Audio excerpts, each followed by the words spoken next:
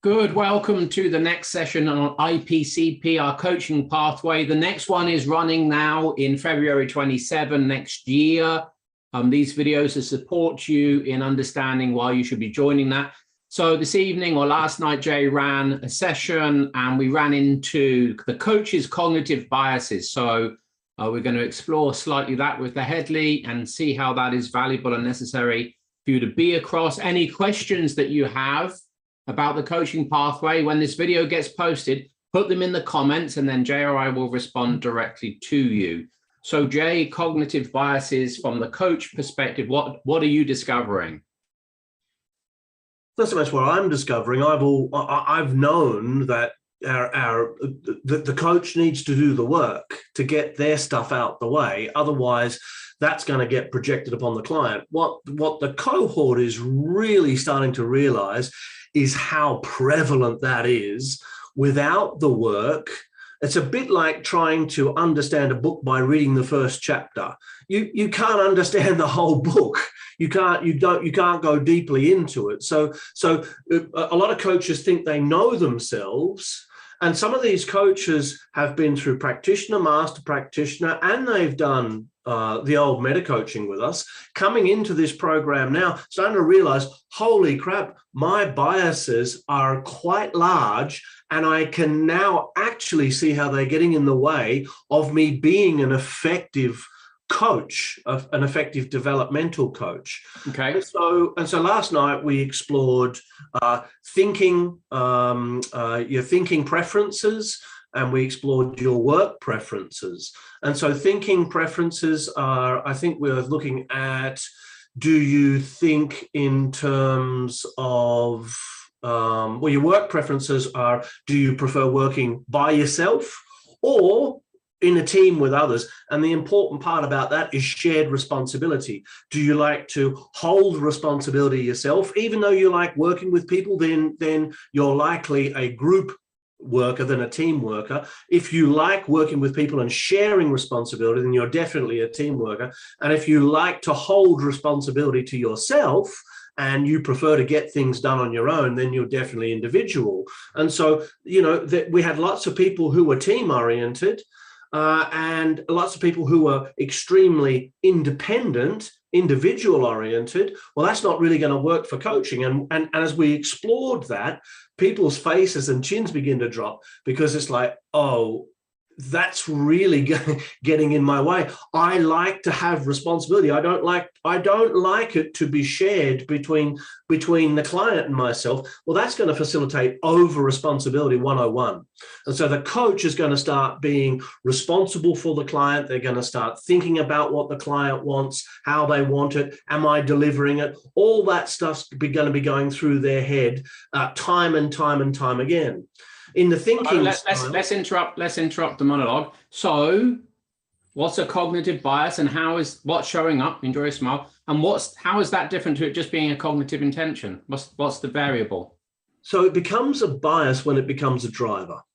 And so it becomes a driver when there's a high score in one or both of the cognitive intentions, or if there are 3 cognitive intentions in a category, then across all 3.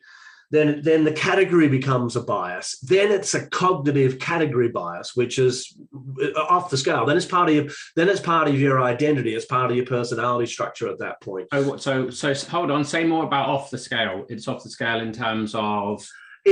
So an example in perspectives. One person in the group had 90% first person, 95% second person, 100% third person. Right. That means that perspectives are now part of their identity. I said, tell me about how perspectives are part of your identity. She said, all I talk about is perspectives. I live, I dream, I think about perspectives. I'm constantly correcting people's language. It's like it's part of her identity. That's why it's so strong across the category. So the whole category becomes a driver. How does that play out as a bias for that student particularly, without going into who that was? because they'll be constantly just coming back to perspectives. They won't be referencing anything else other than perspectives. They won't be referencing cognitive biases. They won't be referencing beliefs. They won't be referencing values. They'll just go, this is a perspective problem, because that's all there is. It's like tunnel vision. And so suddenly, well, that's your perspective, in his or her relationships, primary relationships. Well, that's your perspective, sweetheart. It's not my perspective. Can you hear how subjective that is? They're getting into arguments over whose perspective it is, because it's part of the identity structure now. Yeah.